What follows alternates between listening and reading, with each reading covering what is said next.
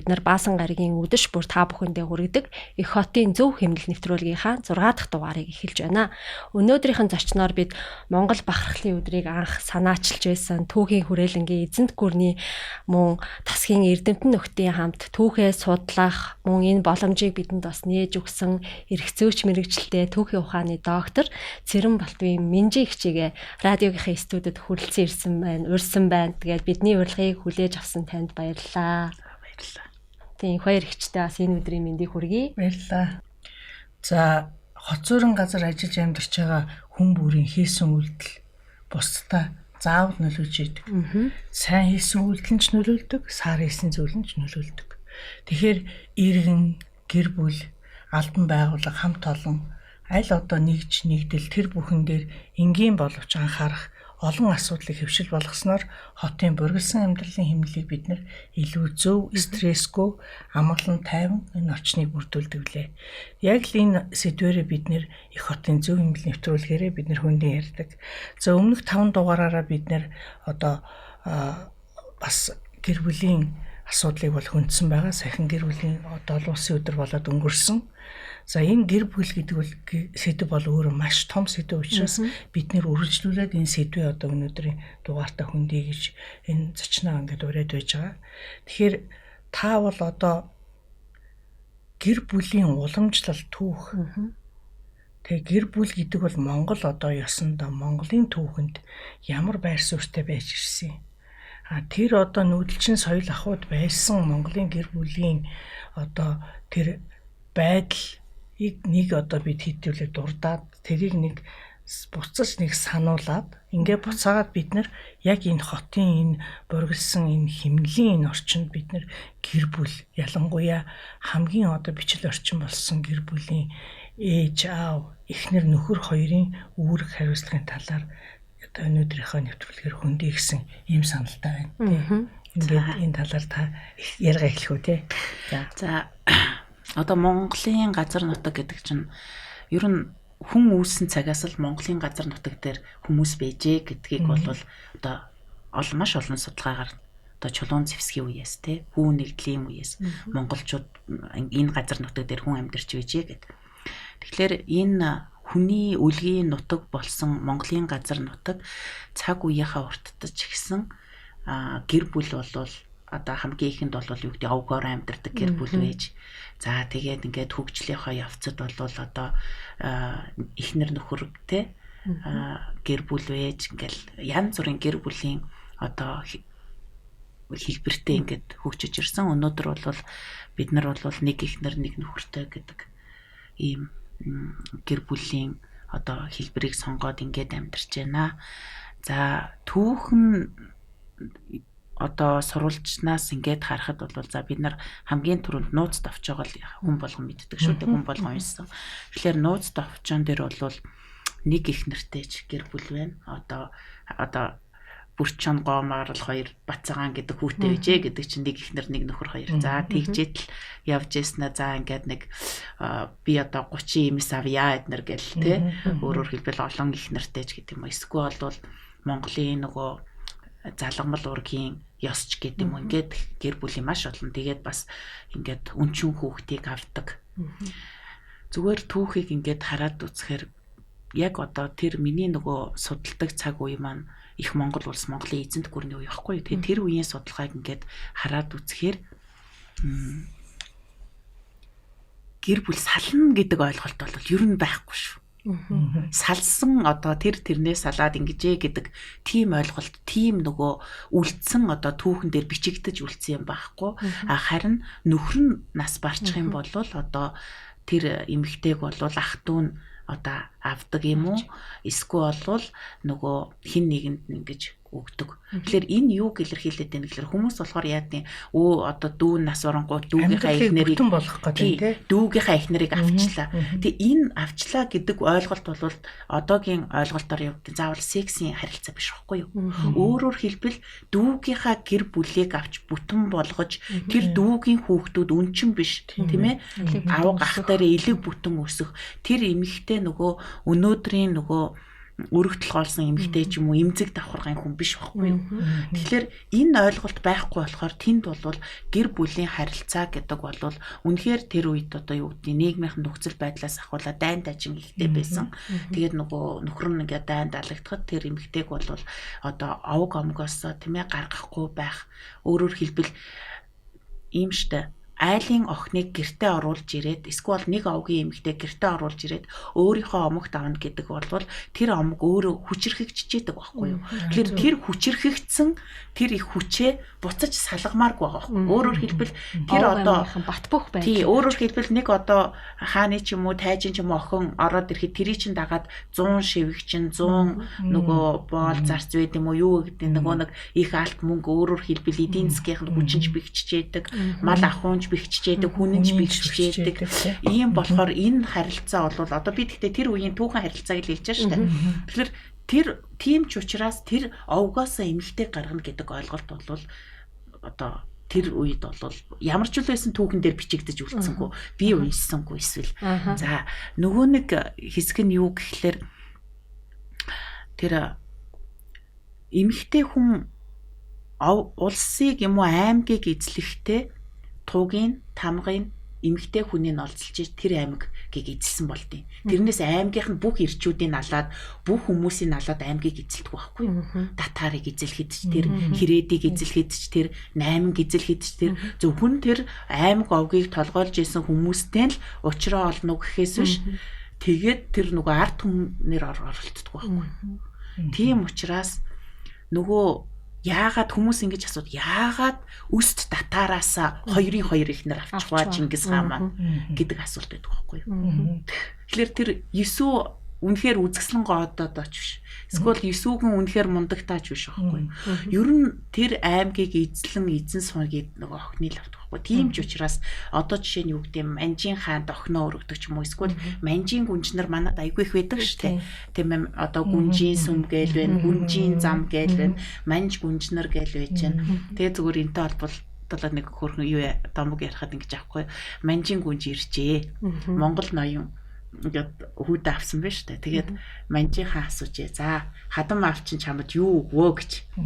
Тэгсэн чинь хадам аав надад хангай дэлхийгээ бэлгэллээ гэж. Тэгсэн чи энэ аргагүй л Монгол хүний ухаан юм да. Үүрээ даваад явж чадахгүй. Энэ одоо сайхан уулыг бэлгэлэхээр баг юм өгсөн гэж хэлж болохгүй.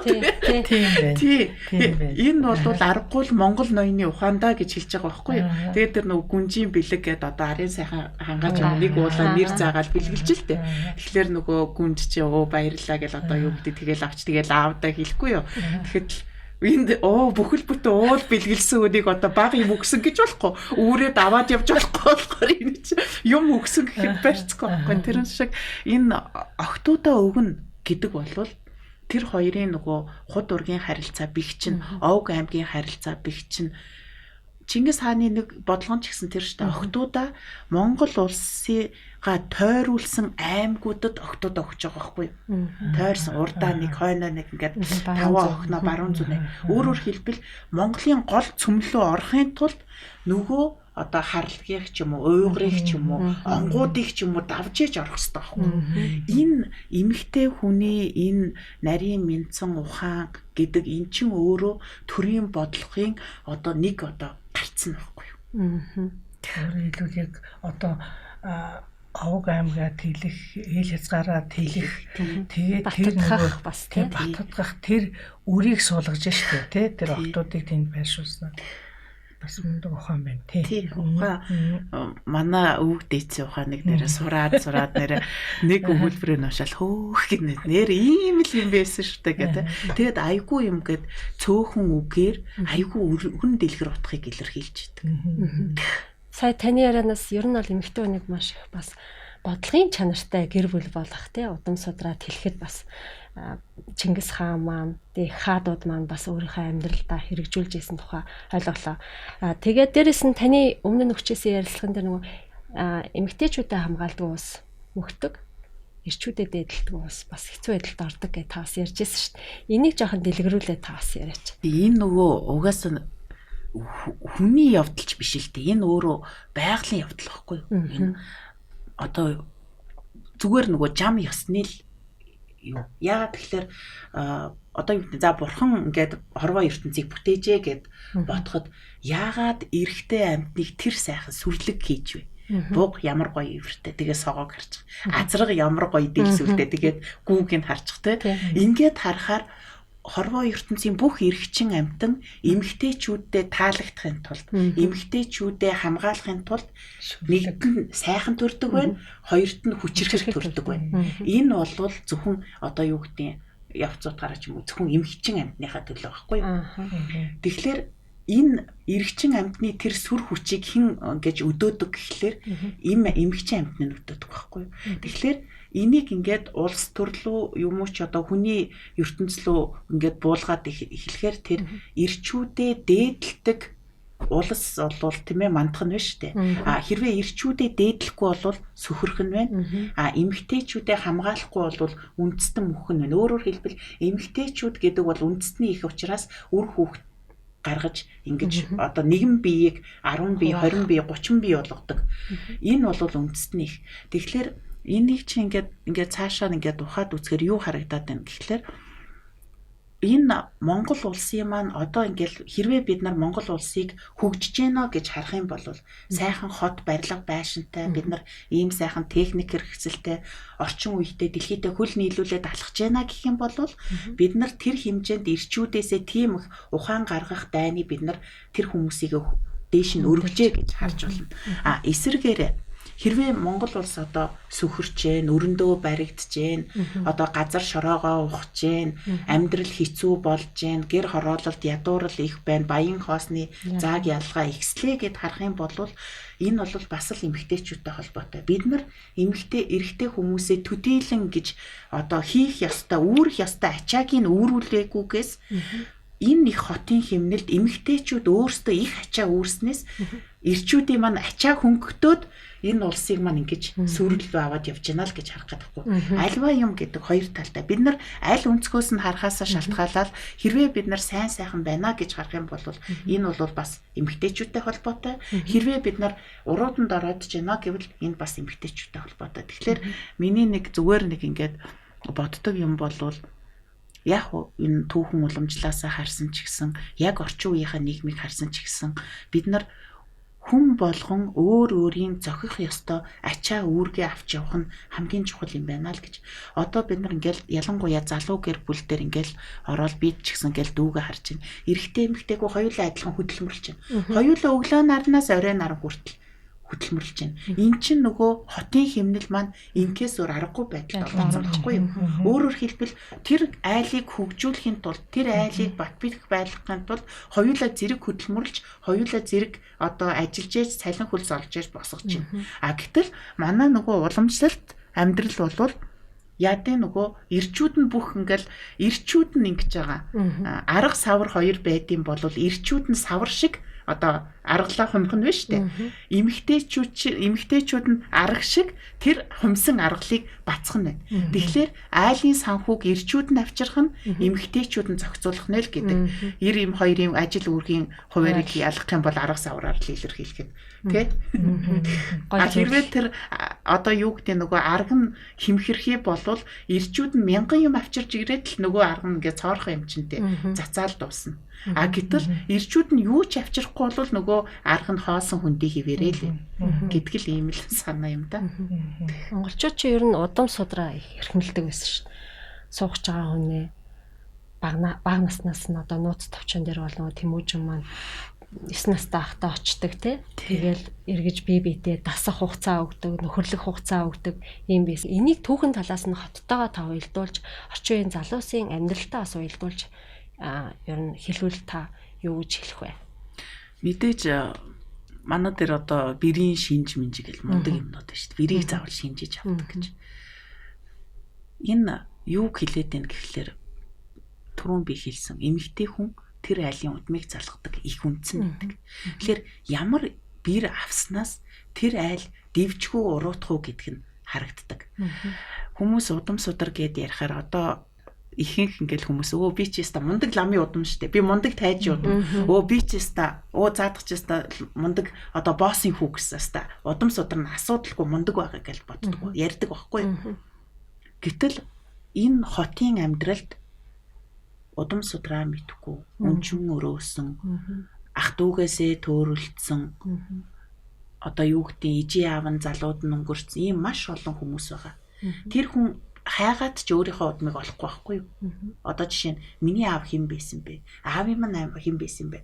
Магадгүй ах дүү цөөдөө хүнч байж болно шүү дээ. Гэтэл удам судрыг тэр хүн өөрөө тээж авч идэг байхгүй юу? Тэрийг заавал аавыг мэдчихээж, өвөөгийг мэдчихээж, ах дүүсийг нь мэдчихээж удамтай судартай хүн байна гэж харах албагүй. Айгүй амархан Монгол ухаан чинь их амархан гоё юмнууд байдаг штэ. Хүнийг таних гэвэл хүндлэхээс, хүүхдийг таних гэвэл мэдлэхээс гэж. Тэр хүн өөрөө ямар хүн бэ? Нөгөө яс цус маханд нь удмынх нь ген буюу удмынх нь учг нь явж идэг байхгүй юу? Тэр хүүхэд үнчэн байж болно. Тэр хүүхэд ядуу байж болно. Гэхдээ тэр хүнд бол удмынх нь мэдээллийн сан байдаг учраас тэр хүн хизээч одоо юу гэдэг муу хүн биш байхгүй юу? Хулгайч, луурч юу ч хийдэг. Тийм хүн биш байхгүй юу? Олон ах дүү нар дотор сайнтай муутай алагтай цогтой, уулын мод өндөртэй намтай. Ах дүү нар дотор асар их баян явж байгаа хүн байна. Яах вэ амьдралаа залгуулад явж байгаа хүн байна. Магадгүй бүр ингээд хэцүү амьдралтай ч хүн байна. Гэтэл эн чинь нөгөө нэг л удмын хүн шүү дээ, нэг л цусны хүн шүү дээ. Гэтэл яагаад ийм өөр байгаа юм бэ гэж. Тэгэхээр энэ өөр байгаагийн шалтгаан нь өнөөдөр таны авсан эхнэр нөхрөөс ч шалтгаалаад байгаа. Сайн бэрийг авалт гэдэг штэ. Миний бэр миний төрлийг дээшлүүлэх гэж ирсэн юм а гэж. Яагаад? Магадгүй би одоо нэг юу гэдэг ингээл за нэг 5 төвшөнтэй байлаа гэхэд би 3 дугаар төвшөн дээр амьдарчээ гэж бодъё л та. Зүгээр хийсвэрээр. Тэгэхэд би сайн бэр авах юм бол миний төрөл нэг шат дээшлэх байхгүй. Яагаад? Тэр бэр нь сайн юм чинь дээ. Тэр бэрээс охин гардаг. Ген яаж дамждаг вэ гэхлээр нөгөө сүйтэй гүүний унаг, сайн хүний өр сүйт гүүний унаг гэж. Сайн азарганы унаг гэж хэлээгүй шүү. Сүйт гүүний унаг гэж байгаа. Энэ юуг хэлээд байна гэхлээр эмэгтэй хүн болвол генийг дамжуулдаг байхгүй юу? Эрэгтэй хүн болвол одоо ингээл бид нэг жишээ авал та одоо эхнэр нөхөр за би ингээд нөхөр бит хоёр байлаа гэж бодъё. Миний хүү болвол миний аавын генийг авдаг байхгүй юу? Тэгээ миний аав мундаг хүн байх юм бол миний хүү мундаг байна. Охин гэдэг чинь те энэ охиноос гарах хүүхэд миний нөхрийн генийг авч төрнө. Ялгааг нь ойлгож байна те. Өөрөөр хэлбэл нөгөө монголчууд ингэдэг штэ төрлийн дээд нь нагац гэж. Авах ах нагац ах хоёр ирэхэд нагцыгаа дээр нь суулгадаг байхгүй юу? Яагаад гэвэл нагц гэдэг хүн чинь нөгөө ген өөрөөр хэлбэл ээжийг дамжуул одоо ээж юу генийг дамжуулагч. Яагаад нагцын амгаагаар амын гимтгэхэр яагаад нагцын амгаагаар домдог гэж. Хүмүүс хэлдэг штэ. Хөө нагцын мууг дуурайна гэж энэ яг нагцаа дуурайсан гэд. Юу хэлээд байна гэхлээр тэр хүүхэд нь магадгүй нагц талтайгаа илүү ижилхэн, илүү ойролцоо. Тэгээд нөгөө муул бол хойтлын хар овоохоо гэдэг шиг л муул бол нагц байдаг байхгүй яа гэвэл тэр нагцын цус явж байдаг. Тийм учраас нагц хийгээд авахын энэ холбоо чи өөрөө юм харилцан адилхгүй байдаг байхгүй. Цус болвол ээжээр дамждаг, нуруу болвол ааваар дамждаг. Өөрөөр хэлбэл тэр айлын нэр төр, нэр сүр, ноён нуруу. Яагаад эр хүн ноён нуруутай байх хэрэгтэй штэ гэж яриад байдаг. Гэтэл тэр ноён нуруу гэдэг чинь эр хүний ноён нуруу хаана хуурдаг вэ гэж асуугаад байдаг. Тэр ноён нуруу гэдэг чинь юу хэлээд байгаа? Хүний зүгээр ардаа байгаа хэлхээтэй яс биш байхгүй. Тэр чинь нөгөө удмаас нь удам нь ааваасаа хүүд, хүүгээсээ хүүд гэд дамжиж байгаа тэр нурууг л ноён нуруу гэдэг. Тэгтэл ихэн хээр алга бол хүүхэд нь шир алга гэж хэлээд байгаа байхгүй. Гэтэл эцэг нь хээр алга бол хүүхэд нь шир алга гэж хэлэхгүй байгаа үст. Тэгэхээр л тэр яг ээжийн удам яаж дамждаг вэ гэдгийг л тэнд харуулдаг. Тэгээд сайн ундахтай болъё гэвэл сав сайтай гүүтэй болоо гэж. Маш гоё зөвлөлөө тий. Тэгэхээр яг одоо саяхан өөрөө чи ярьж байгаагаар бол энэ ертөнцийн бол одоо хоёр хүсийн л амтан биш үү те. Амтан дээр хүн дээр шалгаагүй. Тэгэхээр эмэгтэй төрлийнх нь ямар их үүрэгтэй юм бэ? Тийм шүү дээ. Тэгээд ямар их хариуцлага гард нь явж байна. Тийм. Эр тал нь өөрөө бас ямар их үүрэг хариуцлага байна вэ гэж.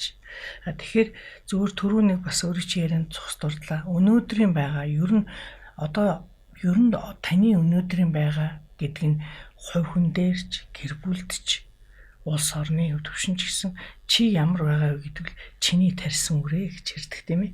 Чи. Тэгэхээр одоо өнөөдрийн ингээд энэ биднэрт байгаа энэ их ядуурл энэ одоо эргэн тойрон их хотод маань байгаа энэ бүх асуудлуудын цаана өнөөдөр нөгөө л хоёр хүүсийн хүмүүсийн маань харилцаа тэнд байсан одоо тэдний яг эрх үүргийн хуваарлалт тэр бүхний чинь бас нэг тодорхой илрэл нь харагдаад байна гэд их сонирхолтой хэллээ шүү дээ тий. Тэгэхээр энэ бол бас бид нэр үнэхээр юм бодох ёстой зүйл юм байна гэд надад бодогдлоо. Тэгэхээр ер нь бол одоо ингээд энэ гэр бүл дотор байгаа эр хүнээ тэр дээдлнэ гэд одоо эр хүн дээдлэгднэ гэхээр юу гэдгийг одоо ингээд сайхан хоймны суучаал тий. Одоо хоол унд элдв юм а хийлгчээл ингээд зургт үзээ суугаад ах уу тий. Үгүй. Тэгэхээр энэ бүхнийг шүү дээ энгийн нэг тийм ойлголт төрсэн байгаа байхгүй нүн амьдралын хэмнэл дотор тий. Тэгэхээр энэ бүхнийг бид нар яг тэр одоо сайхан уламжлалаар гараад ирсэн эр хүний тэр хүчрэхийг хамгаалах тий. Тэр одоо зан чанарыг өнөөдөр бид нар залуучуудын дундаа яаж сэргивэл яавал одоо энийг одоо тэдэнд хүргэх вэ гэдэл надад тэгэл бодогдоо явчлаа л да. Ер нь бол нөгөө монголчуудын нэг хөөхд хүмүүжүүлэх нэг ухаан байна. Би одоо сүүлийн үед бас нэг энэ боловсрлоор бас нэг жаахан судалгаа хийгээд тэгээд ингээд хараад үзэхэд 0-6 наснд хүүхэд сэтгэл суудаг. 6-аас 12 наснд хүүхэд ахуй суудаг. Өөрөөр хэлбэл монголчууд энийг юу гэж хэлсэн гэхэлэр хаа мэд асар хатан мэд тойл. Энэ гэхдээ 6 нас хүртэх үе байхгүй юу? 0-6 наснда хүний хайрыг амсцсан, ээж аавынхаа хайрыг амсцсан, сайхан бүүгийн дундцсан, сайхан юм халуун дулаан гэр оронд өссөн хүүхэд том болсон хойно хизээч одоо нөгөө харгас юм амар хүмүүс биш үү тийм ээ? Эмэгтэйчүүдийг хүчрхийлдэг, яадаг, ийдэг гэл энэ хүн болж өсдөг юм байна. 6-аас 12 наснд нь ажил сургацсан хүүхэд хизээч одоо ажилгүй гэж насан туршдаа дуудулдаг юм байна. Энийг би ингээд би өөр дээр ингээд бодоход би ер нь яг л манай аав ээж маань бид нарыг яг л энэ замаар явуулсан юм байна да гэж харж байгаа байхгүй юу? Одоо их хотын хэмнэлд ороод ирэхээр биднэрт юу харагдаад байна гэхэлэр нэг нас өнгөрлөө 2 нас хүрвүүгүй юу цэцэрлэг гэл цэцэрлэгтлөө наваачаад аргагүй нийгмийн юм да. Гэхдээ бид нар цэцэрлэгийг яг тэр гэрийн орчин шиг тийм гоё халуун дулаан байлгаж чадах юм бол бид нар цэцэрлэг дотроо хүүхдүүдийг ив ихтэй байлгаж сургана. Хүүхдүүдийг биеэ даалгаж сургана. Тэр 6-аас одоо бага ангиас дунд анги хүртэл нь бид нар ингээд жижигхэн хөөрхөн мод тариулдаг ч юм уу, огтоор нь жижигхэн хийж юм зум хийдэг юм уу, ядчил өглөө эрт босгож сургах гэдэг бол эн чин өөрөө хүүхдийг ахуй сургаж байгаа. Нэгэнд 12 нас хүртлээр сэтгэлд суугаагүй ахуйд суугаагүй хүн бол 20 наснаас хойш юу ч хийж сурахгүй. Хүмүүс тэгдэг хүүхэд багт нь яа гэм бэ миний охин эрхэлжээг айлын ганц юм тоглолжээг дуртайгаа одоо ингэжээ гэж хэлээд тэгээд 20 гарснаа энэ хүүхэд ста нэрэ мөгөнд орохгүй ста нэрэ дураараа ста нэрэ би одоо энийг хүчрхээ болсон. Зүгээр өөрийнхөө тарьсан үр байхгүй. Тийм гудамжинд тэндэг болцсон гэл. Эн чин бид нар нөгөө хүүхэд болох багаас хүлэг болох унагаасаа гэж үг байхгүй юу. Тэгэхээр хүүхдийг багаас нь л хүмүүжүүлэх ёстой. Бид нар 20 гарцсан залуучуудыг та нар ухаантай бай, эрдэмтэй бай гэж хэлээд бол хэрэггүй. Одоо нэгэнд хэрвээ чи нэгэнд 20 хүрсэн бол чи магадгүй бага ангидаач байд юм уу, бага насандаа ямар ч замаар явсан бэ. Нэгэнд чи өнөөдөр 20 хүрсэн бол энэ бол одоо чи нөгөө өөрөө өөрийгөө олох нас байхгүй юу. Эхний тэр бага насад чинь аав ээж одоо ах トゥ амраг садан чинь чамайг хүмүүжүүлээд өгчээ. Одоо 20 настай болвол чи өөрийгөө ол. Өөрийгөө олохын тулд яах вэ гэхээр нөгөө өглөө босох ёстой юу, ажил хийх ёстой юу, юу яаж хийх нь хамаагүй. А гэхдээ чи өөрөө хинбэ гэдгийгээ танин мэд. Хэрвээ өөрийгөө танин мэдсэн хүн болвол өрөөлийг танин мэдхэд амархан байхгүй юу. А гэтэл өөрийгөө ч таниагүй хүн нэг сайхан охин хараад царайнд нь дуралдаг. Тэгэд өөрөө би ямар юмд ууралдаг вүлээ. Надад юу дургу билээ. Одоо жишээ нь магадгүй би ингээд улаан өнгөнд дургу байхад нөгөө найз охин маань ингээд улаан хувцас өмсөөл байвал эн чинь миний дургу өргөн үсттэй. Би чинь улаан юмд дургу штэ. Яс махнасаа дургу. Гих мэдсэн өөрийгөө таниагүй бэжэж өрөөлийг тань гэж байхгүй. Тэгэхээр залуучууд минь эхлээд өөрийгөө тань. Ядчил дуртай дургу хийдэг чаддаг чадгүй юм а мэдэх хэрэгтэй байхгүй. Цаашдын амьдралаа яаж авч явах юм би айлын охин сайхан охин байна, царайлаг охин байна, хөөрхөн охин байна. Өстой гоё хувцастай юм байна, гоё хүмүүстэй юм байна. Сайхан ааштай юм байна гэж дурлж болно, хайрлж болно. А гэхдээ тэр хайрыг чи өөртөө одоо манай ээжил тэгдэг. Хэрвээ хайртай бол нэг унгас нь хүртэл сайхан үнэртдэг ингэж. Тэгэхээр чи тэр охин улаан хувцас өмссөн ч сайхнараа, шар хувцас өмссөн ч танд сайхнараа харагдчихэвэл тэр сайхан охин баггүй. Тэр чиний хайр баггүй. Би бол ингэж л хардаг. Маш чухал юм хэмдэж байна тий. Түрүүнгийн одоо нэвтрүүлгээр ч гэсэн бид нар бас гэр бүлийн боловсролын асуудлыг ярьж байсан. Тэгэхээр гэр бүл дотор хүүхэд боождог. Хүүхэд одоо тий хамгийн гэр бүлийн ер нь хоёр хүний хамгийн том хариуцлага бол сайхан өөр хүүхдийнхээ төлөө амьдарч байгаа ш гэр бүлийнхээ төлөө амьдарч байгаа. Тэгэхээр тэр хүүхдэд хайрлж яан гэд багаас нь одоо юу ч хийхгүй. Тэгээ одоо бол ингээл нэг компьютер юм уу те нэг юм утас юм өгчөөл тэгэл нэг хүүхэд нь орчинтой харьцдаггүй. Тэгээ нийгэмшдэггүй те. А тэгээ саяхан хэлж байгаа тэр нөгөө хүүхдийг мэдлэхээс үнийг одоо хүндлэхээс гэж юм тий. Тэгэхээр тэр хүндэлж байгаа мэдлж байгаагаа ч мэдэхгүй юм хүмүүс өсөж бий болоод байна одоо. Энэ хот дотор маш олноороо бий болж байна. Тэгээд тэр бий болцсон өнөөдөр хүмүүс чинь насанд хүрээд ирэхээрээ нөгөө байгалийнхаа чамаар одоо бас физиологийн шаардлагаар гэр бүл болж байна. Дахиад тэр хүн яах вэ? Дахиад нөгөө гэр бүл дээрээ ямар байдлаар хандах вэ гэдэг нь бас аюу тийм харамсалтай ийм одоо зүйлүүд ингээд тавтагдаад байгаа учраас бид нар энэ их хот дотор одоо энэ хүний хүмүүжил, гэр бүлийн хүмүүжил гэдэг дээр одоо их ерөөсөө л одоо энэ нэвтрүүлгийг үзэж байгаа хүн болгон, залуу хүн болгон гэр бүл болоод үр хүүхдээ одоо хүмүүжүүлж байгаа их эцэг болгон энэ дээр маш их анхааралтай байж ирээдүйд таны үр хүүхэд хэн болох вэ гэдэг нь яг өнөөдрийн таны хийж байгаа хандлага, харьцаж байгаа харилцаа, хүүхдүүдэд ямар байдлаар үлгэрлэж байгаа тэр бүхэнд нь бол хүссэн хүсээгүй нөлөөлөө тэнд тэр хүүхд чинь тэнд боловсрч байгаа шүү л гэдэг л аюу тум мессежэнд байгаа байхгүй. Яагаад би нөгөө нэг ингээд юм ярихаараа уламжлалт гэдэг юмыг яриад байдаг вэ гэхэлэр Монголын ахуй чи өөрөө Монголын малчин өөрөө эзнээ хүмүүжүүлж идэг байхгүй юу та. Яаж гэхлээр би нөгөө яг тэр нөгөө хүмүүжлэр би ч одоо 6 дугаар анги хүртлээ хотод байсан байхгүй юу. За 6 дугаар анги хүртлээ хотод байсан айлын багч хүүхэд байлаа. Олон ах эгчтэйж байлаа. Ах эгч нар маань мэдээж гэр янз би нэг 2 аяга угаах гэж л дээдлийнхаа ахтай хэрэлддэг байсан юм шүү. Тэ мууддаг. Эхлээд төрүүлж бас нороо хураа тэгсэн нь хоолоо эзний дараа аяга хураа гэл яг л тэр үе бидний үе хүүхэд. Гэтэл аав маань морь уяад манай бага ах бит хоёрыг дагуулад хөдөө явдгийг. Тэгээд аав минь надад яг үгүй гэл хүүхэд л юм болсон морь уйж байгаа аав минь надад нэг юм хэлдэг байхгүй. Миний охин адуу ирэхээс өмнө цайныхаа дээжийг өргөх юм бол морь нь хурдан тавьдаг гинэ гэж. Манай аав хизэж хүүхдэд зодож байгаагүй. Загинч ч байгаагүй. Дандаа нэг тэгж нэг хилдэг одоо нэг ингээд тэгээ яг хүүхэд би ч бас тэгэж хөөрхөн шартай хүүхэд болохоор нөгөө морио хурдлуулах гэдэг шүү дээ. Хүүхэд юм болохоор тэгээд өглөө босоод одоо ах адуундаа явлаа гэл ингээл босч байгаа нь мэддэг шүү дээ. Ахыг адуундаа явхад л би зэрэгцэж босоод цайгаа чанаал тэгэхээр чин тэгээд дүнгижл ингээл үүр цайгаал өглөө ингээл нар мантахаас өмнө алдуу ирдэг байхгүй юу. Тэгэхэд л би чин цайгаа өргөөл дээжийн өргөөл бас морь минь хурдлаараа эдэргээл хүүхэд болсон. Тэгээд нэгтэн тэг чам. Тэгээд тэр чин бол аяндаа нөгөө хүүхдийг өглөө босгоод сургацж байгаа. За дараагийнх нь ингээд одоо манайх шар сундуугаа гээд одоо алдарт уяж Төв аймгийн тэднийхтэй айл буусан жил байхгүй юу. Тэгэхэд шар сандуугай ихнэр нь настай ихж байсан. Одоо тэр намайг хүүхэд байхад л их л настай эмээ өвгөнөр л харагддаг байсан. Одоо ботгод нэг 50 60 таа л хүмүүс байж. Тэгээд тэр нөгөө эмээ учраас би нөгөө 10 итүү хүүхэд учраас эмээг дагаж эхлээд би нөгөө чаддгүй байсан шүү дээ. Чадаж нөгөө муу гардаг үнэгийн саадаг байсан. Сүүлдээ эхэндээ нэг үнээ саалаа, 2 үнээ садлаа, сүүлдээ 10 үнэг нөгөө эмээг босгохгүйгээр ганцаар ингээл 5 10 үнэг ямар ч түүртэлгүйгээр тэрийг би нөгөө хийх ёстой ажил гэд ойлгоцсон.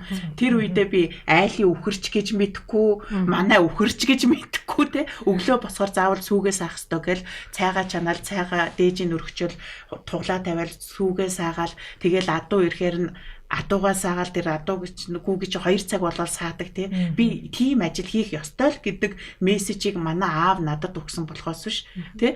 Одоо тэр хүмүүс туслах ёстой. Тэгээ би одоо ингээд насанд хүрсэн хойно ингээд бодож байхад үгүй нэг унаг нэг дааг гэж манайх ганцхан даагтай. Тэр ганц даагыг уралдуулах гэж ямар их ажил хийж ирсэн юм бэ? Одоо гэхдээ нөгөө талаасаа бодоход тэр мал гэдэг чинь тэр их ахуйг тэр ахуй гэдгийг тэр ахуйд одоо би стал тэр 12 настайгаас л сурч штэ. Тэр ахуйд суралцсан гэдэг чинь өнөөдрийн миний энэ их юм бичих, өнөөдөр ингэж их удаан суух, өнөөдөр хүмүүстэй ойлголцох, өнөөдөр хаач хөдөө очсон нэг хоньныхоо гидсийг гаргаад янзалчдаг, арилгачдаг хүмүүс гайхаад шүү. Хин доктор хүн чинь номын л бичээс тэгж гидс мэдс арилгадаг хүн гэж юус ойлгохгүй байхгүй. Эний чинь би зүгээр 10 хэдхэн настай байхдаа л сурцсан эрдэн байхгүй. Манай бас их гой юу гэлнэ. Хүний сурсан эрдмийг хүний толгоноос хэн хизээч булааж авч чаддгүй маа. Хэрвээ чамайг магадгүй алтан эмэг бүгжтэй явж ивэл тэрий чин хүн авчнаа, магадгүй хулгайлчнаа. Гэтэл чиний толгоонд суусан эрдмийг хэн ч хулгайлч чадахгүй. Тиймээс чи нөгөө алтыг эдлэвч мөрөнд шингэхгүй, амтныг эдлэвч араанд шингэхгүй гэж үг байд юм аа. Амтныг идээд чиний араанд одоо байнга л шингэхгүйгээс хойш миний хүү амттанд битээ дурал. Миний хүү эдэнд битээ дурал, эрдэмт дурал гэж яг энэ нөгөө аавын сургаалаар л явсан учраас одоо би ингээл учиргүй нөгөө алтмалт ингээл нөгөө ингэж гойж мойж сураагүй болохоор тийм тэгэл одоо юу гэдэг яг энэ ахуул одоо өдий зэрэгтэй хүний дайтай хүн байлгах энэ ухааныг нэгт нь Монгол ахуй маань сургасан байна, хоёрт нь миний аав ээж маань энэ бүхэнд сургасан байна. Тэгэхээр хүний эцэг их байна гэдэг одоо болохгүй юм хийлээ гэд хүүхдээ загнахаас илүүтэй болсонгүй гэд хүүхдээ зодхоос илүүтэй яагаад болдгүй юм гэдгийг нь тайлбарлаж өгөх хэрэгтэй байхгүй юу? Яагаад болдгүй? Тэгэхээр бид нар маш олон юм дээр тэгж болдгүй мал муу ёроол гэдэг. Сэтэрхий аяган дууж болохгүй муу ёроо. Босгон дээр гიშгэж болохгүй муу ёроол гэдэг. Голын ихэнд одоо юу гэдэг нь голлуу цагаан улаан юм тусааж болохгүй л гэдэг нь өглөөл гэдэг. Яагаад? Энэ хариулт бид нар аваагүй учраас хүүхдүүд босгон дээр гიშгээр яад. Сэтэрхий аяхан дуухаар яад гэдэг. Нөгөө хүүхдийн сониуцсан эсвэл бол аавынхаа юмд хүрж болохгүй гэж хэлчихдэг. Аавыг хүрж болохгүй юм чинь хүрмээр санагддаг байна. Бүр эсэргээр хүрмээр санагддаг байхгүй юу тий. Тэгээд тэр юмнуудын одоо жишээ нь сэтэрхий аяхан дууж болохгүй л гэдэг. Яагаад дууж болтгүй юм? Хүмүүс болвол ингээл би нөгөө шавнар эднээс асуудаг байхгүй яагаад сэтэрхий аяхан дуудах юм бэ гэж. Тэгэхээр уруулаа зүсэж штэ л гин яан ингээл яадаг. Гэхдээ яг мөн чанар нь бол одоо Монголын археологийн дурсгалаас ингээд Ромын шилэн аяг гэхтэл амсран сэтэрхий те ингээд баар сав гэхэд л амсран сэтэрхий тэр чин Монголын нэг философи байна. Амьтай бүхэн сүнстэй. Амьгүй бүхэн эзэнтэй гэж. Философи байхгүй юу? Уул усан дээр очиод яагаад чулуу хөндөж болдгүй юм гэхлээр тэрэнд чинь эзэн байдаг байхгүй юу? Уул усны эзэн байдаг байхгүй юу? Энэ аягыг би хэрэгэлдэг байлаа. Одоо тэр үеч монголчууд нэг л аяган дуудаг байж. Энэ аяг хэрвээ за муу яруугаадаа гэхдээ бурхан болоод чи аягыг заавал сэтлээд тэгээд нөгөө тэр шарилтанд цуг хийдэг байхгүй юу? Тэгжээж энэ аягны эзэн өглөө энэ аяг өглөө гэж. Тийм учраас сэтэрхий аяг болвол одоо нас орсон хүний аяг шиг эзэн биегүй болцсон аяга гэдэг байхгүй. Тэгэхээр нөгөө эзэн биегүй аяганд уугаад хэрэггүй гэдэг философич явсаар байгаад өнөөдөр сэтэрхий аяганд дуудаг байл гэдэг. Нэг юм. Нөгөө нэг юм нь юу гэхлээр бид нар нөгөө түрүүн хэллээ ингээд ээжийнхээ юмд хүрч болохгүй, аавынхаа юмд хүрч болохгүй гэж хэлхээсээ илүүтэй тэр хүүхд чинь сонирхолж бичээд аав ингээл юмар бичээд байна. Би бас энүүгээр бичиж үзмээр биш. Аав утас оролдоод байна. Би бас оролдож үзмээр биш. Тэр хүүхдийн сэтгэвгүй автоматар аав ээжээсээ суралцдаг, байгаа орчноосоо суралцдаг. Тэр нөгөө мэдээ сонирхыг сурыг гэдэг юмыг нь хязгаарлангууд нөгөөх нь тархины хөгжил гэдэг юм чинь бас ингээд хязгаарлалтанд орчиж байгаа. Тэгэхээр тэр мэдээ сурыг гэсэн юмыг ингээд зөв зүйтэйгээр тайлбарлаж өгөх хэрэгтэй байхгүй юу? Манай аав миний одоо 10 жилд байхад л одоо бодоход 7 8 дугаар ангид байхад л 1001 шөнийн үлгэр гэдэг зохиолыг ингээд орчуулаад тэрийг ингээд дүүтэйгээ хамтраад шивжээсэн. Тэг аав ингээд нөгөө машина ингээд зохиход нь надад их гоё санагддаг байхгүй юу? Тэгэхээр аав надад ингээд аавыг орчуулж яхад нь би тэр үлгэрийг бүгдийг нь уншсан. Тэгээд аав надад миний хүү энийг ингээд хортой цаас тавиад одоо бодоход тэр чинь нөгөө код бичижсэн байж тий. Хортой цаас тавиад тий хар хортой цаас тавиад ингээд бичгийн машинд хийгээд за миний хүү аавыгаа орой ажилласаа ирэхэд энэ үлгэрийг ингээд шивцэн байгаарэ гэд намайг дагуулж ажилд сургаж байгаа байхгүй юу? Тэр чинь дөнгөж ил 10 та хүүхэд тэр алдаа бичгийн зөв буруу янз бүрээр л бичин. Тэгтэл би магадгүй эхний 1 2 3 үлгэрээ алдсан баг. Сүүлийн үлгэрээ би зүгээр ингээд 13-ны бичээ чиглэл зогтдог байсан нөгөө. Тэгэхээр чи дөнгөж 10 итэ. Тэгэхэд манай аавын маань тэгж дагуулж сургасан юмнууд манай аав маань бас ингээд манай том ах нарт ингээд би одоо яг сайн сандаг байхгүй ингээд имэйл төхөөрнө гэд. Тэгээд адууны дил сүлийг ингэж имрээд нөгөө юу хийдэг байсан. Жолоо, жирэм, тэ олон тэднэрийг хийдэг байсан. Тэгээд аав надад ингэж гоё юм. Одооныхоор бол макраме шүлжээс тэ макраме гэдэг нөгөө олсон сүлжээс тэрийг л тэр сураар яаж гоё сүлжих вэ? Тэгээд хэлдэг байсан байхгүй юу? Миний хүү ингээд энийг муу хэрвээ ингээд эмхэрдэх юм бол эсвэл муу сүлжээс хийх юм бол нөгөө ахыг чи олон тасраад ах нь унчих штэ мориноос. Тэгэхээр би чи ахыгаа унгаахгүй тул сайн хийж байгаа байхгүй юу тий. Би тэр чинь өөрөө чанартай. Энд чинь нөгөө яг нөгөө хүнд мөн чанарын тайлбарлаж өглөөр хүүхэд хүртэл тийм амархан юмыг сурдаг. Тэгээд би одоо олон жирэм шүлжин юу гэдгийг жолоо зулбур хийхэд бол асуудалгүй. Энд чинь зүгээр л ахуудаа сургаад. Тэгээд намайг энийг хий гэд өгчүүл би хийхгүй штэ. Тэгээд яг хүүхдээ ингээд сонирхол дээр нь ингээд батаад өөрөө ихлүүлээд ингээд тэр зааж өгөх юм одооны нөгөө залуучуудад байхгүй болчих. Одооны залуучууд хүүхдээ саатуулахын тулд уцаа өгчих. Тэгээ хүүхд нь уцаараа өдөржингөө тоглоно моглонд хүүхдтэйг нөгөө харьцаа болчих. Өнөөдөр хүүхдэд юу тохиолдсон, цэцэрлэг дээр нь юу болсон, хин гомдоосон тэр тухай ерөөсөө ярилцахгүй байгаа учраас хүүхэд өөрөө интернет орчноос захим ертөнцөөр өөрөө өөрийгөө л хүмүүжүүлж шít. Тэгээд том болсон хүүхдийг тэр чи яг юм бэ захим орчноор хүмүүжсэн хүүхд чи нөгөө үтэлсэн хойно аавын хүүгэнд орохгүй байхгүй юу? Орчин үед нөгөө хүмүүжүүлэхдээ ер нь бол чи манлайлагч болно гэл. Чи бол тэгнэ гэл одоо хүмүүжүүлээд байгаа шүү дээ. Тэгэхээр энэ дээр нөгөө хувь хүний амин ч үзэл бас нөгөө хотын соёлтойгоо холбогдуулаад бас гарч ирээд тах шиг байна. Тий. Энд чинь нөгөө суурин соёлын л нөлөөлдөө.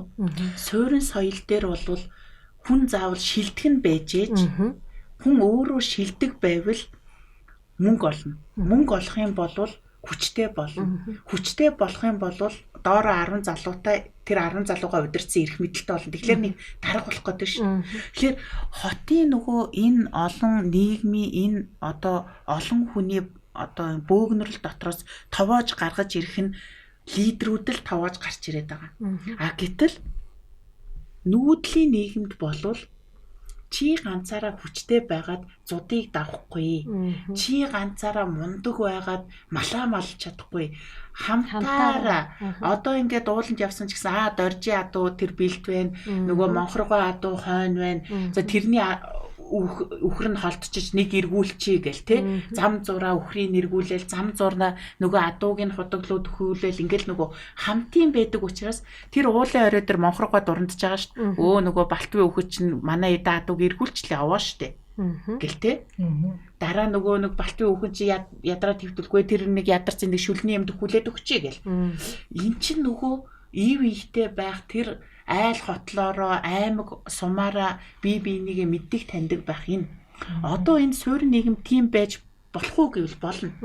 Ядчил бид нар нэг байранда одоо ингээд бүр ингээ гоё боллоо шүү дээ. Facebook, групп, чат, мат гэх тийм. Тэгэхэд бид нар хөршийн холбоогоо сайжруулах хэрэгтэй байхгүй. Бид нар хүүхэд байхад өстой нэг байрыг битэл тэр хавийнхаа 4-5 байрын айлын хүмүүсийг мэддэг байсан шүү.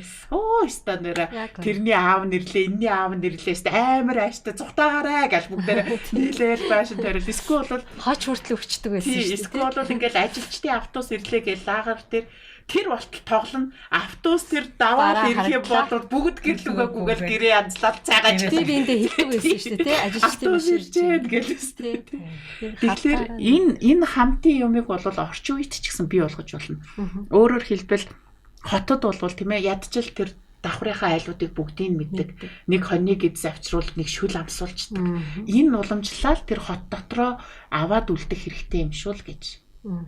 Одоо бид нар ингээл централ гэрийн дэлгүүргүй ч юм уу эсвэл байхад бид нар орцондоо л зогсоод байгаа байхгүй юу?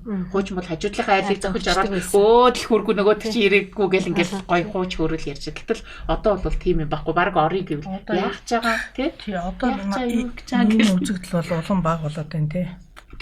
Тэгэхээр энэ үзэгдлийг л бид нар хотын зөв хэмнэлтэд хөгжүүлээ, сайн хөршийн холбоог хөгжүүлээ. Нэг гудамж тий? Нэг гудамж одоо төсөл гэж байна. Гудамж болгонд айл болгоно нэг 2 мод. За яг гоо нэг айл нь 10 мод авчираад айлынхаа хаалган дээр 2 мод зоогоод явчих л да тариад явчих. Гудамжаараа 10 жилийн дараа гудамжаараа гоё ингээд хашаалсан ногоо модтай болно шүү дээ тийм ээ. Одоо энэ эко соёл сан гэд эмэгтэйчүүд байна. Эко соёл сангийн эмэгтэйчүүд одоо дайр их дээр хашаа болгонд нэг мод гэл айгүй бол ингээл хуульч мундаг ингээл байгуулгын мундаг лидер эмэгтэйчүүд ингээд саналаараа нэгдсэн. Гэхдээ тэр хүмүүс нөгөө модоо авахгүй байна, услахгүй байна.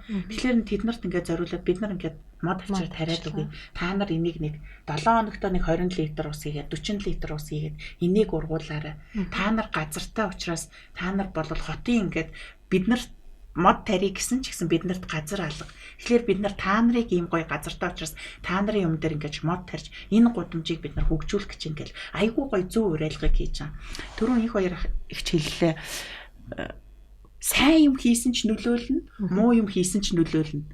Тэгээд одоо би зүгээр өөрийнхөө жишээн дээр ингээл бодоход бол за би яг ямар нөлөө үзүүлсэн юм бэ гэдэг. Тэгэхээр бараг 5-6 жилийн өмнө л Horizon Hiking Club гэдэг байгаа. Horizon Club-ыг бид нар ингээд нэг 5-6 залуучууд ингээд сонгоо архан уулуудаа гарч эхлээд тэгээд бид нар ингээд явж ирсэн. Тэр клуб маань одоо төрийн бус байгууллагаагаа холбоо болоод нөгөө тавуулаа эхэлсэн клуб маань 500 гаруй гишүүдтэй ингээд өндөр ууланд авирдаг. Одоо Эверест руу манай тогтхоогээ залуу ингээд явна гэл бэлтгэл хийж जैन те тоогийгээд за ингээд би бол одоо юу гэдэг ингээд манай нэг хэсэг нөхөд бол нийлээд ингээд хайкинг клуб байгуулчих. Гэтэл оргил гэд уулын дугуйн клуб байгаа. Өө 20 те залуучууд. Гэтэл би өөрөө тэр залуучуудын урсгалууд түрэгдээд орсон байхгүй юу? Тэ өөр тэр 20-тэй залуучууд дугуй унжин ингээд уулын дугуй уныг гэлтсэн би ч одоо 40 насны дээр анх дугуй авлаа шүү дээ. Өөрийнхөө төрсөн өдрөөр ингээд уг нь би хүүтэй тэр нөгөө дугуй унж байгаа залуучуудыг хараад хүүтэй дугуй авч өгье гэд очдөг байхгүй юу. Тэгээд дугуй үзсэн чинь ингээд амар гоё дугуй. Тэгээ би чинь дугуй унж чаддгүй хүн чи харсан чинь зүгээр нөгөө юм ингэдэг шүү дээ. Энэ миний дугуй, энэ миний юм гэд нэг нүдэнд харагдчих. Тэгээд би тэр дугуй хүүтэй авч өгөх гэжсэн хүүтэй дугуй авч өгөх гэж яваад өөрөө дугуй аваад тэгээд дугуйгаа унаа дараа сар нь манай хүүгийн төрсөн өдөр болдог байхгүй юу. Дараа сард нь хүүтэй дугуй авч өгөө. Тэгээд тэр оргил гэд уулын дугуйн клубын залуучуудтай нийлээд тэгээд би ч одоо энэ өвөлчин нөгөө 2 гүүрний одоо инх тайвны гүүрнээс баян зүрхийн гүүр хүртэл туул горлоор ингэж мөсөн дээгүр дугуйтай явж үзлээ. Тэр залуучуудтай нийлээд энэ урагшаага налаахын замаар явж үзлээ. Дараа нэг хэсэг бүлэг найзуудтайгаа нийлээд юу орж үзлээ. Төв аймаг дугуйтай орж үзлээ. За тэгжээтэл нөгөө манай хард боди гэд фитнесийн ингээд хамт олон клубын залуучууд байна. Тэдмэр маань бас дугуйтай нийлээгээд дугуйтай нийлээд бид нар энэ юунаас баян даваанаас хэрлэн гол хүртэл дугуйтай явлаа. Одоо ингээд нөгөө баг нөгөө оргил дугуйн клуб руу анх нийлсэн хүн чинь эмэгтэй найзуудтайгаа нэг болоод дараа нь фитнес клубийнхантайгаа нэг дугуйна. Тэгээд одоо энэ дугуйтай гэр бүл гээд нэг 3 хүүхэдтэй ануу гээд айгүй хөрхөн охин ингээд дугуйтай гэр бүл зөв одоо хотын нэг соёлыг л түгээе гэж явж л да. Тэгээд тэд нартай нийлээд бүр дунд говь хүртэл дунд говийн аймгийн төвөр дугуй муутай явж байна. Эн чинь ингээд би нөгөө өөрөө надаас ингээд нэг юм дэлгэрхээс гадна би өөрөө тэр олон маасуудад ингээд өөрөө урсгалаараа татагдаж ороод байгаа байхгүй юу. Ерөөс би тэгэл хүүдээ хийдэлдэг байхгүй юу. 40 настай. Тэгээд энэ их жинтэй те 40 настай. Тэгээд дугуйна. Тэгээд 16 та хүүгээ дагуулад явж байгаа ээж вэ дүү гэл би хүүгээ явуулдаг байхгүй. Тэгэхээр бэ штэ. Тэгэж манай ээж чиста цоглог юмчиг гэл. Хүүд нөлөөлөх бас. Тэгэхээр энэ дугуйн соёл гэдэг чинь надад нөлөөлж гин, манай хүүд нөлөөлж гин, манай гэр бүлд нөлөөлж гин те. Ингэ чинь явсаар байгаа хотын соёл. Хотоо цөмөрөө дугуйтай явцгаа гэдэг. Олон хүмүүс бөөнөрөө тэгээ одоо нийгэмшиж амьдрахын нэг соёл байхгүй юу? Тий. Одоо байрандаа гэдэг юм уу, гудамжиндаа гэр хороолт бол гудамжиндаа хэрвээ хашаан доторх чинь маш гоё юм эсэгцтэй, хачин гоё байшинтай, гайхалтай байлаач гэсэн таны хөршүүд гудамжиндаа угаацаасгаад, гудамжиндаа хогоо хаяад байвал тэр бүх одоо сөрөг юм өөрөө идэлнэ, тийм үү? Өөрөө мэдрэн. Тэгэхээр бид нар ч гэсэн одоо би бас яг энэ чиглэлээр энэ хүмүүсийг нийлүүлээд энэ гэр хороолт улсууд тий бүлэг болж хамтарч ажиллаад тэгээд тодорхой хэмжээний одоо өөрчлөлтүүдийг өөрснөө бий болгоод байгаа. Сүхбаатар дүүрэгт бол бид нар айл болгоны гадаа мод тарих хөдөлгөөнийг хийжсэн өөрсдөө тарьсан. Тэгээд ер нь бол ингээд харж яхад бол хүмүүс нь штэ хин нэгнээс өөрчлөлт эрхийг хүлээх биш. Та өөрөө өөрчлөгч байх ёстой. Яг үнэ. Өөрөө өөрчлөгч байна гэдэг маань жоохон ч гэсэн зүг сэтгэлээ гаргацдаг тий. Одоо гудамжиндаа хог асгадаг л байсан бол тэрийг л болчих. Тийм ээ. Тэгэл нэг цэвэрхэн болол ирвэл тэрэн дотор хүмүүс чихрийн цаас чайхаа байждаг. Тэгэхээр тэр соёл бол одоо бас бидний хотын соёл юм аа л гэж хэлэх гээд байна л да. Тэгээ түрүү Минжин маань өөрөө ярьлаа. Бид нар бас нөгөө ер нь бол хот маань сайхан соёлтой байна гэдэг маань нөгөө биднээс танаас нөлөөлнө гэж би тэд яриад байгаа. Тэгэхээр тэр нь бол хувь хүнээс аюух нөлөөлж байгаа байхгүй хувь хүнээс.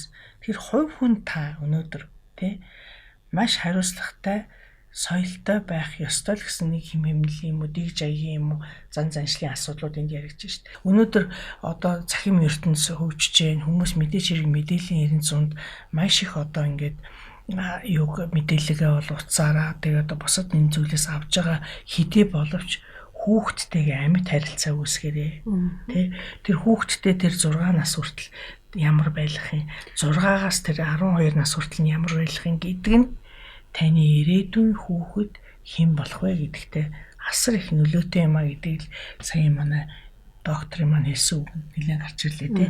Тэгэхээр одоо бид нар энэ хурим их хийгээд байна тий одоо хурим гэж одоо айгүй гоё хурим хийгээд маш их салж байна. Би одоо саяхан нөгөө нэг юм гэр бүлийн статистик харж ирсэн чинь гэр бүл болсон салалт хоёрын тэр график бол ерөөсөө бүр гайхшрал төрүүлсэн байхгүй юу? Яасан их гэр бүл болж яасан их салдаг юм бэ гэж тийм. Хурмын талаар яг хурим гэдэг чиглэлээр бол судалсан юм байхгүй тийм. Гэхдээ хурмыг зүгээр би хувьдаа бол юу гэж ойлгодог вэ гэхлээр энэ бол нэгдүгээрт нь бол хоёр хүн гэр бүл болж байгаагаа бүх ах дүү нарынхаа өмнө албан ёсоор зарлж байгаа хэрэг. Өөрөөр хэлбэл энэ их баярт мөчөө танаа охин манаа дэрлээ, танаа хүү манаа дэрлээ. Бид нар худ ураг олцлоо.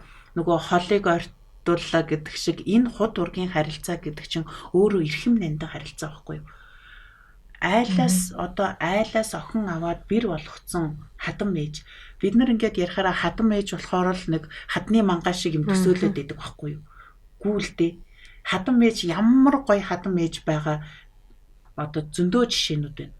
Тийм ээ. Тэгэхээр энэ юуг хэлэх гээд байна гэхэлэр нэгдүгээрт нь тэр хоёр хоорондоо хайр сэтгэлтэйгээс гадна тэр хоёрын ах дүү нар ч өөрөө олонний өмнө ингэж худ ураг болцлоо, ах дүү нар болцлоо гэд тэрийг одоо ингээд олон түмэнд гаргаж байгаа. Тэр их ах トゥ нартай бит хоёр хайртай дуртай гэж сууж тэр хоёр ижийн цагаан сүг нийлүүлээд ингээд ёслол хүндэтгэл хийгээд тэр олон хүмүүсээсээ өрөөл авна гэдэг чинь хурмаар хүн муухай ерөөсөө хилдэхгүй байхгүй юу? Хурмаар хүн үргэлж өрөөж идэг. Тэгээд монголчууд амны бэлгээс аштын бэлэг гэж нэг сайхан үг байдаг штэ. Амны бэлгээс аштын бэлэг. Тэр их ах トゥ нарынхаа бүх хүмүүсийн өрөөлийг авцсан хоёр чинь нөгөө бэлгийнхаа ухаанаар зам мөрөн цагаараад ингээд тэгшрээд ирнэ. А гэтэл энийг бол одоо зүгээр л хурим гэдэг чи одоо хийх ёстой юм. Одоо цуутай хүүхэн хуримгүй дуутай тэнгэр хурггүй гэхчээр би заавал хурим хийх ёстой гэл нэг айлын ирэх охин гэл орилол хийж байгаа даа биш. Эсвэл айлын нэг ирэх хүүхэд ч юм уу нэг баян айлын ганц хүү ч юм уу хийж байгаа даа гол нь биш байхгүй юу? Хамгийн гол нь энэ хол одоо худ ургийн хүмүүс чинь танилцлаа. Ямар хүмүүс вэ гэдгээ мэдэлцлээ. Ямар айлд охиноо өгч байгаа вэ? Ямар айлын охиныг авч байгаа гэдгээ мэдэлцлээ. Ах トゥ амраг садныг харлаа. Хол нутагт явах за бид нар худын хараарыг манай худыг чинь дунд гових штэ, дорн гових штэ гэл тийм ээ. Ороход нэг элэг ингээд дивсэх юм ах トゥ тэй боллоо. Өөрөөр хэлбэл ах トゥ нар дотор ах トゥ нарынхаа хүрээг тэлж байгаа нэг асуудал байна тийм ээ. Би одоо юу гэдгийг дорн говийн бэр боллоо гэхэд миний ах トゥ нар дорн говьд очиход ингээл дорн говьд ингээ сайхан нөгөө манай худ ирлээ юу илээ гэл хүрдлээж авах тийм ээ. Нэг талаасаа тэр нөгөө талаасаа залуу гэр бүл болж байгаа хоёр чинь тэр ах トゥ нарынхаа өрөөлийг аваад дээр нь энэ олон ах トゥ нарыг цуглуулаад тэр бит хоёр гэрэлж байгаа гэдэг чинь артталт нь тэр хэмжээний том хариуцлага гэдэг тийм ээ. Өөрөөр хэлбэл магадгүй хуримны дараа ингээд саяхан нэг жишээнд фейс дээр явж исэн бит хоёр маш сайхан хурим хийсэн. Гэтэл яг хуримны дараа эхнэр минь ингээд өвчтэй. Би эхнэрийгээ ингээд асраад ингээд бит хоёр ингээд хоёр охинтой болоод гэдэг нэг жишээ залуу ярьж исэн л та. Би эхнэрийгээ ямарч байсан. Би хөл дээрээ босгоно. Би эхнэрийгээ өвдсөн зовсон цагт нь жаргаана гэж амлалуу тий. Эсвэл цаваагүй байхад нь жаргаана гэж амласан билүү? Би хизээ юу гэж амласан билүү? Гэдэг нөгөө амлалтаа эргэж санаж штэ. Тэгэхээр л энэ цаг мөчөөс хойш энэ хоёр нэг гэр бүл шүү гэж. Тийм тэгээд манай аавын нэг хэлсэн нэг бас нэг хоёр мөртэй байдیں۔ Өвөг дээдс минь өвөг дээдс минь өрөх татаж айл дээр болоход өрөөл биеэрээ биш өрөөлөөр биш нэг бие боллоо шүү гэж нэгэн дэрийг үргэлжлүүлэн хийж өгчээ гэж. Өөр олон юм хийж өгөөгүй ш. Нөгөө тустай хоёр дэр байсан бол нэг дэрэн дээр унтдаг боллоо гэж. Тэгээд нөгөө хоёр өөр өрөөл бие минь нэгэн бие боллоо гэж өрхийг минь татж өгтөө гэл ингээд нэг хилцсэн байгаа байхгүй. Тэгээ энэ зүйл чинь хүртэл яг уу ямар ч байсан айлын охиныг ёс жаягтай гуйж аваарай. Айлын охиныг ёс жаягтай гэртээ оруулаарай. Тэгээд олон түмэндээ хэлээрээ зарлаарай л гэсэн энэ санаа байхгүй юу. Тий. Зарим эмэгтэйчүүд бол гомдлоод идэг штеп. Ямар сэмэрхий хатагч манаа тавьсан юм биш. Тэ гэд нэг юм гомдлын мөр байгаад идэг штэ. Тэгэхээр эн чин өөрөө дихтэй юм, жаягтай юм, ёстой юм. Нөгөө ёс ямбгор төр төмбгөр гэж нэг үг вэ штэ. Тэрнээс биш одоо тэр хатгандаа болоод байгаа биш байхгүй. Эн чин өөрөө нөгөө ёс гэдэг, төрт ёс гэдэг нэг зүйлийг л агуулгаад байгаа. Бид нарт ингээд төрт ёс гэхлээр одоо нөгөө юу гэдэг нэг церемони буюу ёслол хүндэтгэлийн ажиллагаа гэдэг юм руу анхаарат байна. Гэтэл үгүй штэ. Гэрт хүртэл төрт ёс байдаг байхгүй юу? Нөгөө дээр улсын маань төрт ёс ингээд задраад эхлэхээрээ гэрт маань төрт ёс гэж байдаг. Нөгөө аавын малгай бүсийг дээш нь тавьдаг, аавын аяг нь байдаг тийм ээ. Энэ эднэр чинь өөрөө тустай. Аавын суудаг орон зай, ээжийн байдаг орон зай, зочин хаан байх уу? Хөөс хэлэхдээ гэр бүл бол жижиг төр гэдэг бас хэлжсэн. Тэгэл тэр төр чинь жижиг төр чинь л тэр төрт ёс гэдэг чинь л тэр нөгөө айл гэрийн эзлэх аавын ээжийн байр суурийг илэрхийлдэг л да. Тэгэхээр сая нөгөө миний асуусан тэр хоримтой холбоотой юу бол ерөнхийдөө би юу гэж яг л одоо нэг ийм асуудлыг хөндөсөө энийг твшүүлээсээ энийг олон хүмүүс бас ойлгосоо сонсоосоо гэж бодож асуулаа л да. Ер нь бол хорим хийнэ гэдэг маань яг одоо нэгдүгээрт одоо гэр бүлийн хүрээд хэлэгдэж байна. Ах дүүсийн хүрээд хэлэгдэж байна тий. Удам судрын хүрээд хэлэгдэж байна. Тэр бүхэн бол өөрөө тэдэндээ өгж байгаа одоо амлалт, тангараг, хүний ёсны үйл ажиллагаа гэж би бол тэгж харагдаад байна л тий. Одоо чи хүний ёс ерөөсөө бит хоёр гэр бүл боллоо. Ингээд бид хүүхдүүдээ ингээд сайхан цаашдаа яагаад ингээд хүмүүжүүлээд ингээд бас нэг юм жижиг одоо бичил одоо төрийг бий болгож байна гэдгээл тунхаглаж шүү дээ ер нь тий. Надлаа урсан болж байна. Манай ахын хүү хурмаа гээд тэгээд би дүүдээ хэлж ийсэн. Үзэсгэлэнтэй эхнэр авна гэдэг залуу насны гоёлоо.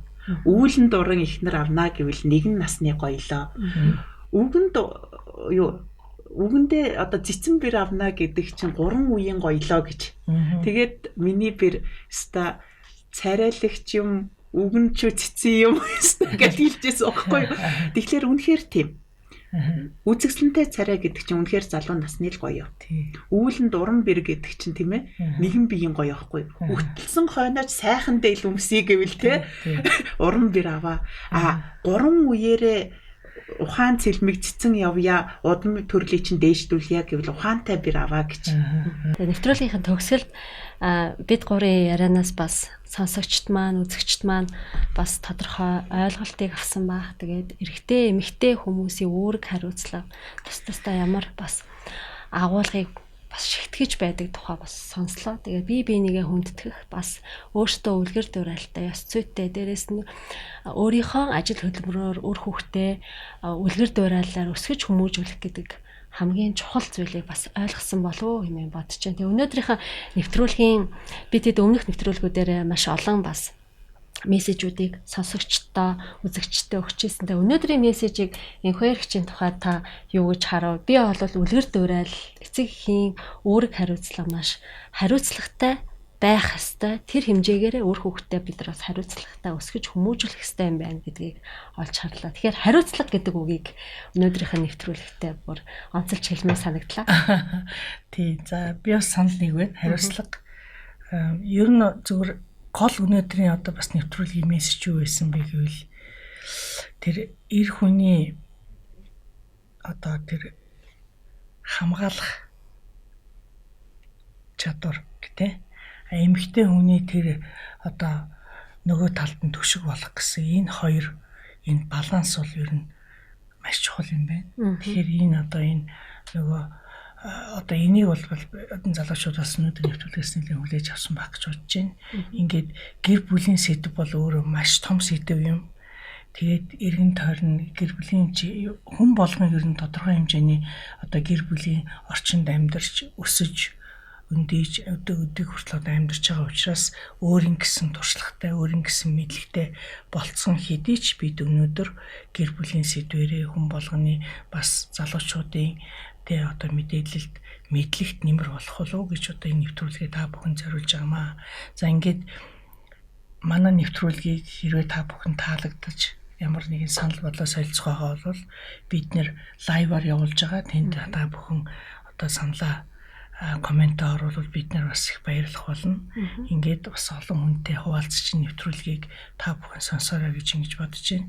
Өнөөдрийн бидний нэвтрүүлгийн одоо хурц ирж урилга авч тэгээ энэ сайхан одоо уламжлал соёл Монголын ахуй за тэгээд гэр бүлийн энэ одоо ноён руу болсон ичи аав эр эм хоёрын одоо энэ үүрэг хариуцлага тэдний нийгэмд эслэх байр суурь хүүхдүүдийнхээ өмнө хүлээж байгаа одоо тэр том хариуцлагын талаар маш сонирхолтой хувийн жишээн дээр холбож ярьсан Менжин доктортой амжилт хүсье. Маш их баярлалаа. Тий. Тэгээд нэвтрүүлгийн ингээд манай нэвтрүүлгийн төгсгөлд бол бидний нэг ураа байдаг. За энэ ураа бол хотын соёл биднээс танаас анхаарал тавьсан та бүхэнд баярлалаа.